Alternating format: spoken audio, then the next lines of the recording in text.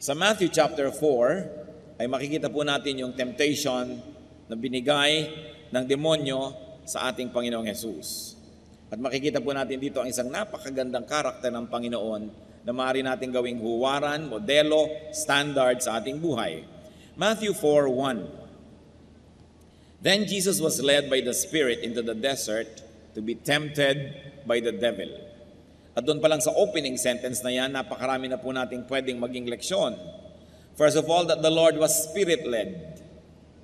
Ang ginagawa ng Panginoon ay ayon sa udyok, bulong, turo ng banal na Espiritu. And that the Lord followed the leading of the Holy Spirit. If you are being led by the Holy Spirit to go to the desert, to the wilderness, and to stay there and to fast for 40 days and 40 nights, that's not an easy thing to do.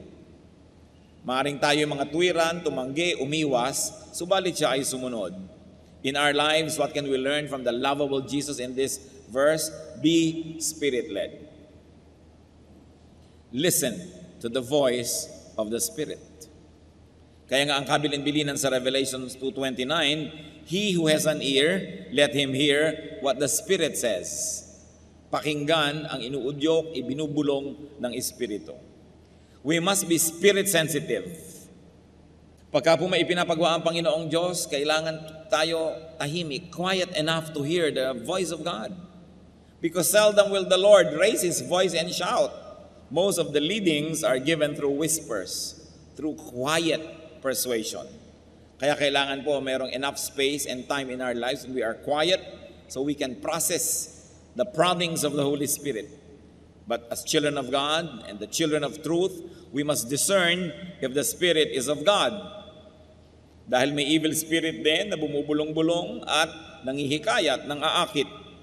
1 John 4:1, do not believe every spirit, but test the spirits to see whether they are from God.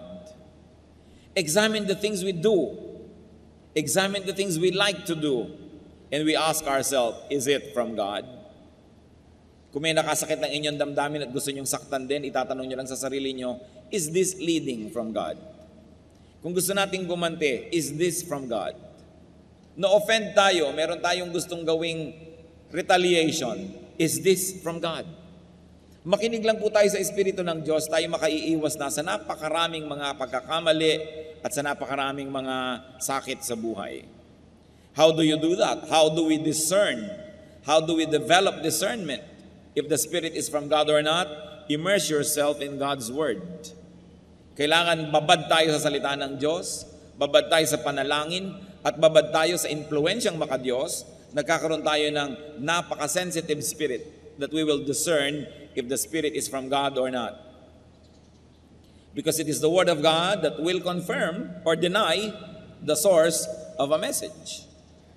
Kaya kung puro tayo emosyon, puro kanta, puro talon, puro sayaw, pagkatapos walang pag-aaral ng salita ng Diyos, nagiging emosyonal lang tayo, ang mangyayari, tayo maaaring paglaruan ng ating damdamin, nagkakaroon ng maraming bukas sa pintos para sa pandaraya ng mga masasamang espiritu, akala tuloy maging ng anak ng Diyos, ang sinusunod nila ay Diyos, yun pala hindi na. Every spiritual activity must be based on and tempered by the Word of God. By an intelligent study of the Word of God. Hindi puro emosyon. So be led by God's Spirit, not by a bad spirit. Ituloy po natin ang pagbabasa ng chapter 4 ng Matthew, this time verses 2 to 4. After fasting 40 days and 40 nights, he was hungry. The tempter came to him and said, if you are the Son of God, tell these stones to become bread. Jesus answered, it is written, man does not live on bread alone, but on every word that comes from the mouth of God. So the Lord transcended his physical need and want and condition and resisted the temptation of food. Sa biglang tingin, ano ba naman ang masama na yung bato ay gawin nga niyang tinapay, gutom siya, pero what would have happened? Mahuhulog siya sa patibong ni Satanas.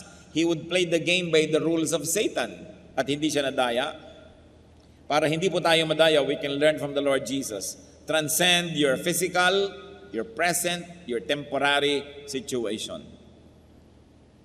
Yung atin pong panandali ang mga hirap, gutom, pangamba, pagdurusa, lungkot, huwag nating payagan yan na maging entry point ng pandaraya ni Satanas.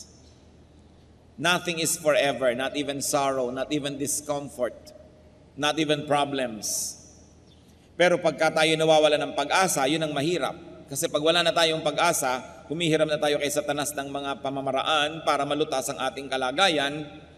Pero kung meron tayong inaasahan, alam nating kailangan ay magpakatatag ako, mananatili ako sa tama, sa makadiyos, matatapos din ito dahil may inaasahan ako na wakas nito. And Jesus is our hope. No matter how difficult the situation, do not receive anything from the devil, though it might be what you need. And very especially, though it might be what you want. Do not receive money or fame or glory or pleasure from Satan, though you may want it. Because God wants you well, God wants you prosperous, God wants you all right. May panahon, dapat lang lampasan natin yung mga pagsubok, dapat nating lampasan yung mga panandali, ang mga hirap, at sa dulo no, nandun ang mga kamay ng Panginoong nakaabang para tayo yakapin at tayo'y tanggapin. Huwag tatanggap ng anuman kay Satan. Meron tayong pangangailangan, si Satan ang nag-aalok na ibigay ito, huwag tanggapin. Sapagkat si Satanas ay hindi mabuti, hindi siya nagbibigay. Pagka meron niyang parang ibinigay, ang laki ng bawi. John 10:10, the Lord said, the thief, referring to Satan, comes only to steal and kill and destroy. Wala siyang ibinibigay na mabuti. Pero syempre, ang ibibigay niyang lason, sugar-coated. Ang ibibigay niyang kasinungalingan will come dressed as truth. So be very discerning and do not be swayed by your temporary need to the point that you will hurt your eternity. So, tinukso ni Satanas ang Panginoon, kung Diyos ka talaga, kung ikaw talaga yung akala mo at sinasabi mong ikaw, ba't di ka maghimala? Gawin mong tinapay ang mga bato. But the Lord responded to the situation, to the issue, to the offer with a verse. Sabi niya, man does not live by bread alone. Hindi siya nakipagtalo. Ang isinagot niya, salita ng Diyos, nakasulat sa Biblia, kaya hindi pwedeng makipagtalo si Satanas. Pwede lang makipagtalo si Satanas sa sarili nating karunungan, sa sarili nating pangangatwiran. But when you quote the Word of God is powerful, that Satan has no choice but to submit to it. Psalm 119:42, I will answer the one who taunts me, for I trust in your word. And the answer is God's word. What can be learned, brother and sister? Respond with a verse. When people taunt you, when people give you temptation, pag ginagalit ka ng tao, tinutokso ka ng tao, ang sagot mo, verse. Sabihin mo man sa kanya yon o sa loob-loob mo lang, ang mahalaga, verse. That's why it's important to memorize verses. We should memorize the Word of God. Tiyakin nyo lamang po na ang inyong interpretation at application ay hindi self-serving. Kasi meron naman talaga nagko-quote ng verse pero baluktot para lamang palakasin ang kanyang depensa, para lamang magmatigas sa kanyang gustong sabihin at gawin. Pero ang sabi ng Psalm 119, verse 11, I have hidden your word in my heart, that I might not sin against you. At kung sa puso nakatanim ang salita ng Diyos, paano mag-uugat doon ng kasalanan? May naunang nakatanim. Kung sa utak natin, sa ating isip, ay nandun na ang salita ng Diyos, naunahan na niya yung masama, paano pa makapaghahari ang masama doon? Meron ng nakalagay na nakabutihan doon. Kaya ang mahalaga, alamin, isaulo ang salita ng Diyos. So, no argument, the devil dropped the issue and just opened another issue. Matthew 4:5-7. Then the devil took him into the holy city and had him stand on the highest point of the temple. If you are the Son of God, he said, throw yourself down, for it is written, he will command his angels concerning you, and they will lift you up in their hands, so that you will not strike your foot against a stone. Jesus answered him, it is also written, do not put the Lord your God to the test. Ang temple po sa Israel ay nasa isang gilid ng syudad. May 4 na pader, 4 na dingding na makapal at mataas ang syudad. Doon sa isang sulok noon, sa isang gilid, nandun ang temple. At doon sa gilid na yon, napakataas ng bangin. Doon sa ibang mga side, pwede kayong lumabas ng wall at maglakad patungo sa iba't ibang direksyon. Pero itong side where the temple is, or where the temple was, ang gilid niya bangin na napakalalim na. Kaya pagka nahulog kayo mula sa templo, napakalalim na inyong kahuhulugan. So dinala pa ni Satanas si Lord doon sa ibabaw ng pinakamataas na bahagi ng templo at pinatingin doon sa bangin at sabi, kung ikaw nga anak ng Diyos, tumalon ka. Di ba? Sabi sa Biblia, eto, nagkukot na sa Biblia si Satanas. Kaya hindi lahat ng nagkukot sa Biblia ay galing sa Diyos. Tatandaan nyo yan. Dahil mali ang paggamit ng quotation. Sabi sa Biblia ay hindi ka papabayaan ng langit, sasaluhin ka ng mga anghel, ni hindi sasayad sa mga bato ang iyong paa. O talon na, patunayan mo kung sino ka. At ang sabi ng Panginoon, do not put the Lord your God to the test. It is also written. Nag-quote na naman ang Panginoon sa Biblia. So the Lord did not walk into a trap. The Lord did not call the dare. The Lord did not prove Himself. And the Lord did not allow Himself to be measured by Satan's standards. Napakarami po sa mga tao ang dapat matuto dito dahil marami tayong pinapasok na gulo dahil lang tayo natutuksong patunayan kung sino nga tayo. O kung talagang matapang ka, kung maunang manuntok. O kung talagang magaling ka, gawin mo ito. Kung talagang matibay ang dibdib mo, itong unahin mong gawin. Kaya tuloy nagkakagulo ang mundo. Pero sabi ni Lord, it is also written, huwag mong bibigyan ng ganitong uri ng mga test ang iyong Diyos. Huwag po tayo mga kapatid papasok sa mga tukso, sa mga trap. Pag pinuprove na kung sino ka, kuminsan yung mga ibang younger people, ipoprove nila na magaling sila, mahusay sila. So anong gagawin nila? Magre-rebellion, gagawa sila ng sarili nila mga kingdom. Pero may pinuprove lang sila na magaling ako, kaya ko rin yan. But it's a trap. Because anything that is not done from a pure motive could only be the prodding of evil spirits. Sapagkat motibo ang tinitingnan sa atin ng Diyos sa ating ginagawa. Psalm 141 verse 9, keep me from the snares they have laid for me, from the trap set by evildoers. Iiwas niyo po ako sa mga patibong, sa mga bitag. So keep me from friends and family, keep me from myself, na nagiging dahilan para ako hindi makapag-isip ng mabuti dahil kakampihan ako agad, uudyukan ako agad, na patunayan kung sino ako, na magaling ako. Ito po ay mga patibong. Avoid traps. At syempre, sinasabi din sa Biblia, ang mga babaeng magaganda at magagandang magsalita, ganon din ang mga lalaki na mapang-akit, ay trap yan sa mga married people who should not even entertain such persons. They are traps. Oras sa pumasok ka, hindi mo alam, bitag pala, ang hirap ng lumabas. Marami pong mga traps, mga kapatid. Kung minsan yung pagsisikap,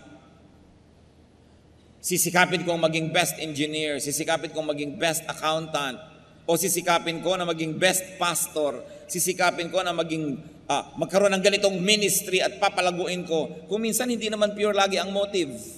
Dahil lang may inggit sa kapwa, dahil may gustong patunayan o gustong makipagkompetisyon. Sayang ang lahat ng pagod natin sa pagiging excellent kung ang dahilan lang pala ay gusto lang nating magpasikat. Gusto lang pala nating daigin ang ating kapwa. Si Solomon na pinakamarunong na tao naglakad sa balat ng lupa, sabi niya sa Ecclesiastes 4, verse 4, I saw that all labor and all achievement spring from man's envy of his neighbor. Nagpapalaki ng bahay, hindi dahil kailangan niya o gusto niya, kundi dahil gusto niyang daigin ang kanyang kapitbahay. Estudyante, pinipilit ng magulang, taasan ng grade, taasan ng grade, taasan ng grade. Hindi lang talaga para matuto, para madaig pala ang mga kaeskwela. Husayan mo ang isang bagay. Kaya ganyan na rin siguro yung mga kumisan ay walang kabuluhan na nagpapalagay sa Guinness Book of Records. Pinakamahabang hotdog sa mundo, 3 kilometro. O ano ngayon, ang napala mo na may pinakamahabang hotdog sa mundo, nalagay ka lang sa Guinness Book of Record, natalo mo lang yung dating may record. Pinakamalaking salad, isang buong plaza salad. Sino ngayon ang kakain nito? Pinakamalaking relleno, pinakamahabang pagkukulong sa loob ng kahon na maraming kasamang ahas. O ano ngayon ang napala ng sansinukob sa iyong achievement? Para lamang madaig yung previous record. So sabi, ano ngayon ang katuturan niyan? Proverbs 16:18, Pride goes before destruction, and a haughty spirit before a fall. At kung ang Panginoon naging proud, pinatunayan nga siya kung sino siya, tumalon nga siya para saluhin siya ng mga anghel, at wala namang dudang sasaluhin siya. Pero ano ngayon ang napala niya at napala nating lahat? Pinagbigyan lang niya si Satanas at nanalo lang si Satanas at naging proud na ngayon siya, nagkaroon na siya ng kasalanan, na-disqualify na siya na maging champion o savior natin. Matthew 4:8-10, ituloy ang kwento. Again, the devil took him to a very high mountain and showed him all the kingdoms of the world and their splendor. All this I'll give you, he said, if you bow down and worship me. Jesus said to him, away from me, Satan, for it is written, worship the Lord your God and serve him only.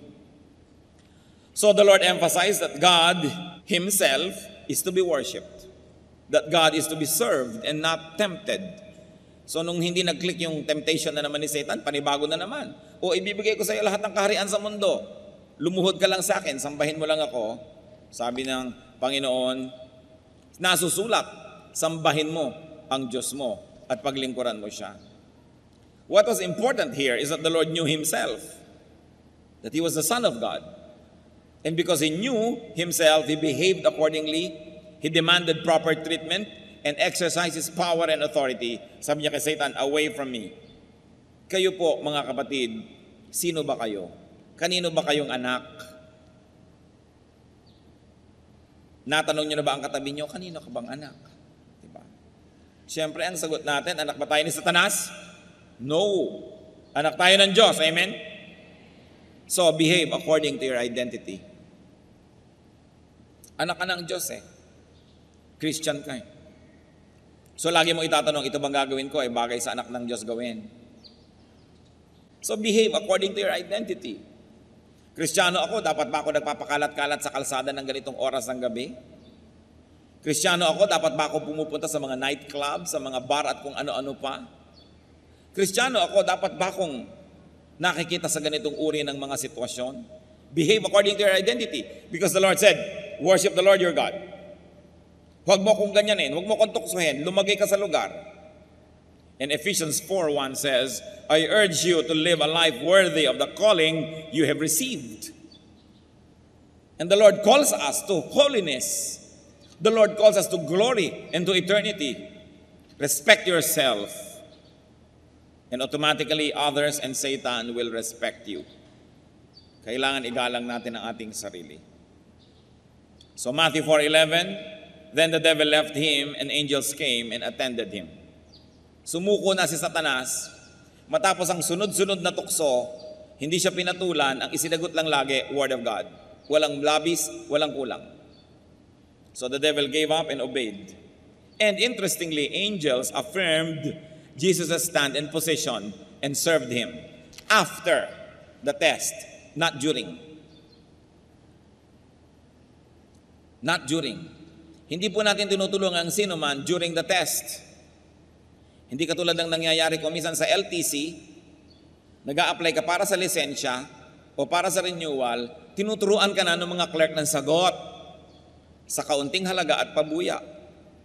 Ano ang bunga? Mga tsuper natin na hindi marunong magbasa ng traffic signs, mga tsuper na hindi alam ang road etiquette, mga tsuper na talagang nakahambalang, nakakalat at napakalaking disgrasya sa kalsada kasi habang nagtetest, tinutulungan. Yung iba nga before the test, tinutulungan pa. Nakita niyo po yung mga anghel kung kailan sila nag-minister sa Panginoon after the test. Tayo man, kung dumadaan tayo sa pagsubok, angels will minister to us after the test.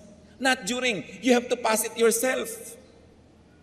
At ang nakatutuwa nito, at nakaliligaya at nakapagbibigay ng ginhawa, sabi sa Biblia, hindi tayo bibigyan ng pagsubok na di natin kaya. Sukat tayo ng Diyos. At ang pinapayagan lang niyang pagsubok na dadating sa ating buhay, yung nasukat na rin niya at alam niyang kaya nating ipasa. Kaya huwag kayong magsasabing napakahirap ng pagsubok, di ko kaya. Para niyo nang sinabing hindi marunong magkalkula ang Diyos, hindi siya marunong sumukat o bumilang. Sinabi na sa Biblia, hindi ka bibigyan ng pagsubok na di mo kaya. Kaya kapatid, kayanin mo, pass it. And the angels will be there at the end of the road to minister to you. Yung mga dinaanan ng Panginoon na daan, doon din niya tayo pinasusunod. Kaya yung mga nangyari sa Kanya, hindi malayong mangyari sa atin. Kaya lang, dapat nating gawin ang ginawa niya. Dapat siya ang ating modelo. The love of the Lord obeyed the leading of the Spirit. Transcended physical and temporary needs. The love of the Lord knew His identity. Behave according to that identity. And the Lord taught Satan to treat him according to that identity. Ano po bang identity nyo? Kayo'y husband? Behave as a husband of one wife. Nagkakagulo when you do not behave according to your identity. You are a wife, behave as a wife. You are a son, a daughter, behave as a son or a daughter. You are a brother or a sister, behave as a brother or a sister. You are a father or a mother, behave as a father. Ano bang ibig sabihin nun? Father ka, pagkatapos magkakaroon ka ng kulasisi, magkakaroon ka ng mga relasyon sa iba, nasisira ang relasyon ng asawa, na ninyong mag-asawa, nasisira ang relasyon ninyong buong pamilya, napapahamak ang iyong anak, behave as a father. If only you know who you are and don't forget it, you behave as you are. Tulad natin, Pilipino ka, how are you expected to behave? Dapat malang tangkilikin mo ang mga product ng sarili mong lahi, ng sarili mong bayan. Dapat malang ibigin mo ang iyong bayan. Huwag mong kalatan ng mga ilog. Huwag kang dumagdag sa problema ng bayan, kundi solve the problems of the nation because you are a Filipino. Kung Filipino Christian ka, anong dapat na behavior mo? Marami po talagang tao nawawala sa sarili, kaya nagugulo ang buhay. May asawa na, nag-entertain pa ng iba, kahit man lang sa isip. Behave according to your identity. Hindi mo na dapat ina-entertain yan. Masaya ka man o hindi. Kung malungkot ka, di malungkot ka, magtiyaga ka. Pero hindi mo dapat nasirain yung image mo kung ano ka. And remember, we were created in God's image. We are God's workmanship to do good works. And you are a Christian. Kung Kristiyano ka, anong yung identity? Bagay ba sa bibig ng Kristiyano ang nagchichismis? Bagay ba sa Kristiyano yung rebellious sa kanyang spiritual authority? Bagay ba sa Kristiyano yung namimintas?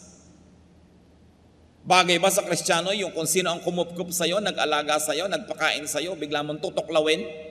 At pagkatapos, pagsasalitaan mo ng masasakit at masasama para lang magmukha kang mabuti at martir, kaawaan at tulungan ng iba?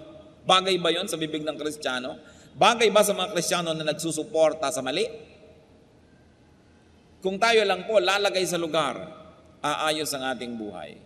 Teacher ka, bagay ba sa teacher ang hindi nagtuturo, hindi naghahanda ng lesson plan? Estudyante ka, bagay ba sa estudyante hindi nag-aaral? The Lord did not forget who He was. Sabi niya kay Satan, worship the Lord your God. Lumagay ka sa lugar. So the love of the Lord kept his argumentations with the devil to the minimum. Few words and to the word of God for our benefit. And thank God, he knew how to suspend pleasure and comfort, relief and satisfaction. Many people are deceived and trapped when they seek immediate pleasures. Hindi makapaghintay, minamadali ang panahon. Assistant pa lang, hindi maghintay, gusto agad siya ang maging top person. Tinetrain pa lang, hindi makapaghintay, gusto agad agawin ng kapangyarihan. Dapat ang tao marunong maghintay. And especially to deny ourselves instant gratification if in the long run it would be disastrous. Hebrews 11:24 to 25. By faith, Moses chose to be mistreated along with the people of God rather than to enjoy the pleasures of sin for a short time. Isipin po ninyo, prinsipe na ang status ni Moses sa Egypt, the most powerful empire of the world. And yet, because he knew who he was, that he was a Hebrew, he belonged to the nation of God, he denounced his Egyptian identity, his royal status, and rather chose to be among the slaves who were the Hebrew people. Pinili niya na dumaan doon sa mahirap kasi yun ang tama. Nabuhay siya dahil siya ay naging totoo sa kanyang sarili. And even the Lord resisted temptation, stood his ground. The Lord suffered so as to be our champion, our Savior. Ano po ba yung mga champion na yan? Nung araw, halimbawa, may giyera, pangkat A, pangkat B, para maiwasan na lang na dumanak ang sobrang daming dugo, pipili na lang ang pangkat A ng kanyang champion. Yung pangkat B, champion. Yung dalawa ang maglalabanan. Pag natalo yung champion ng pangkat A, talo na yung buong pangkat A. Yan ang hinamon ni Goliath sa Israel. Sabi niya, ako ang kampiyon ng mga Philistines. Humanap kayo ng kampiyon nyo, kami na lang ang maglalabanan. Kung natalo ako, talo na yung buong army namin. Huwag na nating lipulin ang lahat. May champion ka. Nakita niyo po, pag may champion tayo, ang binibining Pilipinas, yan ang champion ng Pilipinas, ilalaban mo sa Miss Universe. Pag natalo siya, talo na yung buong Pilipinas. Pag nanalo siya, panalo na yung buong Pilipinas. Pag may basketball team tayo, sila yung ating champion. Pagka meron tayong representative, sila yung ating champion. So, si Lord, siya ang ating champion. Lumaban siya para sa atin. Hindi na tayo ang inisinuong sa giyera with Satan. Hindi na tayo ang ipinapako sa krus. Hindi na tayo ang hinagupit. Hindi na tayo ang dumaan sa kutakot-takot na hirap. Siya na. Pero kung hindi niya yun pinasa, talo tayong lahat. But because He stood His ground, no matter how difficult, na ipinapako na siya sa krus, ibinabaon ang mga malalaking bakal na pako sa kanyang laman, litid, buto. Nananalangin pa siya at hinihingi ng tawad yung gumagawa noong kalapastanganan na yun sa kanya. Kung siya'y nagalit, napuno, napikon, at gumawa ng hindi maganda, hindi na natin siya champion. Kasi ang champion na kailangan natin para mahugasan ang ating kasalanan ay yung walang kasalanan. Ang kailangan nating champion para tayo luminis ay yung may malinis na dugo. Tiniis niya ang lahat so that He will remain to be our champion. And thank Jesus because He is our victorious champion.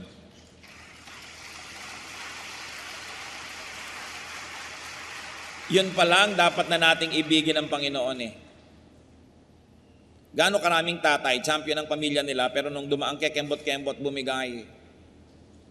Ang sweldo napabigay sa iba. Nagdusa ang pamilya. Gaano karaming mga anak, champion ng kanilang pamilya sa school. Ang glory niya, glory ng pamilya. Ang kahihiyan niya, kahihiyan ng pamilya. Tapos may nag-alok ng drugs, nag-drugs. May nag-alok ng kabalbalan, ginawa yung kabalbalan. Napahiya, nasaktan ng buong pamilya. Talo. Champions tayo ng ating maliliit na mundo. Pero pwede tayong magwagi dahil yung champion ng malaking mundo natin, si Kristo, nagwagi na siya. Hebrews 4:15. For we do not have a high priest who is unable to sympathize with our weaknesses, but we have one who has been tempted in every way, just as we are, yet was without sin. Huwag niyong sasabihin, sapagkat ako'y tao lamang.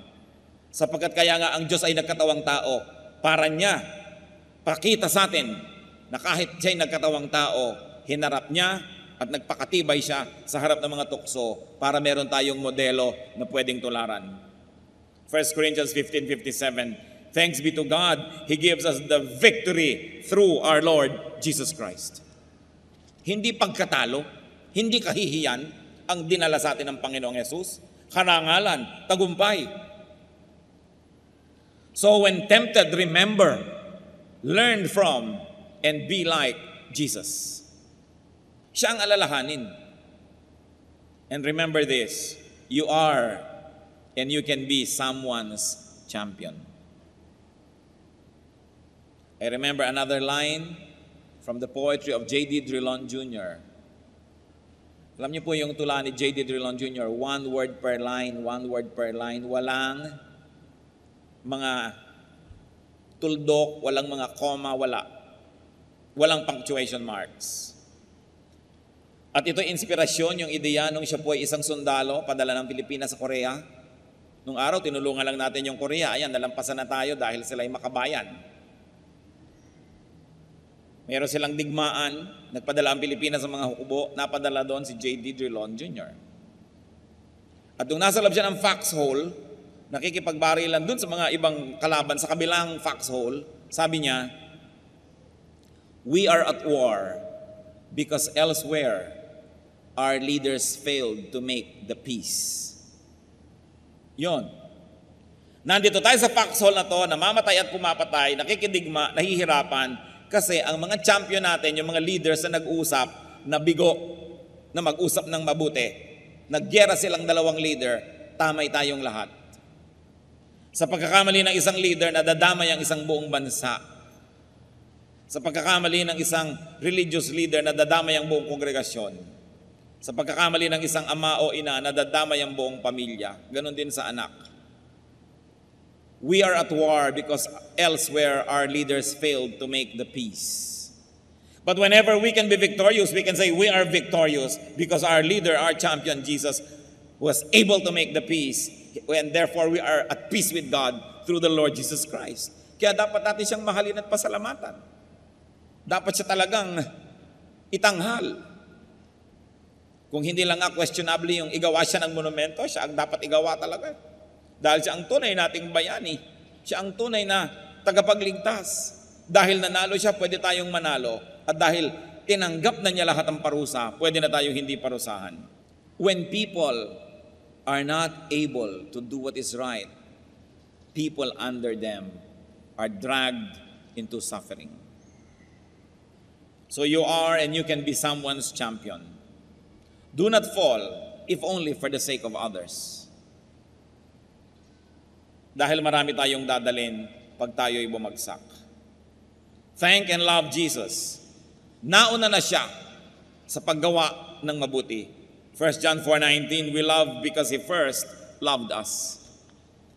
Nauna na tayong minahal ng Diyos, dapat tayong makipagmahalan sa Kanya. At itong dapat nating i-develop, I don't know how you will do it in a personal way, but develop a personal love affair with Jesus. Isang personal, maganda, masarap na relasyon. At salamat na lang dahil nanalo na siya. Huwag kayong malungkot, huwag kayong magluksa, huwag kayong matakot. Revelation 5:5, do not weep. See, the Lion of the tribe of Judah, the root of David, has triumphed. Nagwagi na. At lahat tayo nakinabang at nakikinabang dahil sa kabutihan ni Jesus, dahil siya ang ating champion. 2 Corinthians 5:21, God made Him who had no sin to be sin for us, so that in Him we might become the righteousness of God. Christian, love your hero, love your champion, love your Savior. At paano natin masusuklian ang kabutihan ng Panginoon bilang champion natin? Be a champion to someone. Fight a good fight for the sake of those who believe in you, for the sake of those who trust you, for the sake of those who rely on you. At mas marami tayong taong pinamumunuan o nasasakupan, mas malaking ating pananagutan. Jesus is our champion. At ang sabi sa Bible, I can do all things through Christ who gives me strength. Ano po ba ang ating mga hinaharap na mga temptation? Anong mga kahinaan? Pinanghihinaan ba kayo ng loob? Huwag niyong lilimutin kung sino si Jesus at kung sino kayo, na tayo ay anak ng Diyos. Tayo ang tagapagmana ng Diyos. We should behave accordingly. Huwag nating lilimutin, lalo sa mga panahon ng hirap. Huwag tayong bibigay.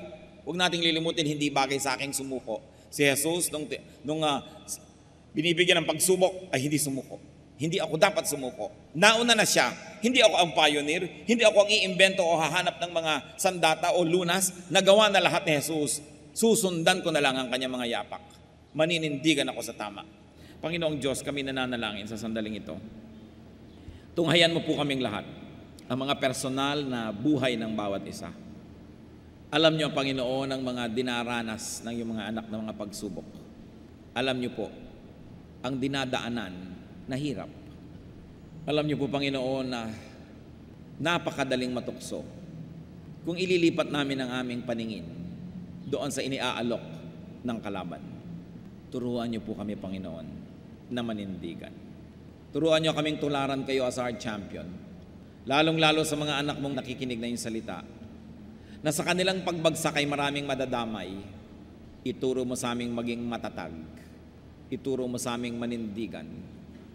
At huwag lilimutin kung sino kami, anak nyo, na hindi kami bagay gumawa ng mga hindi nararapat sa iyong mga anak.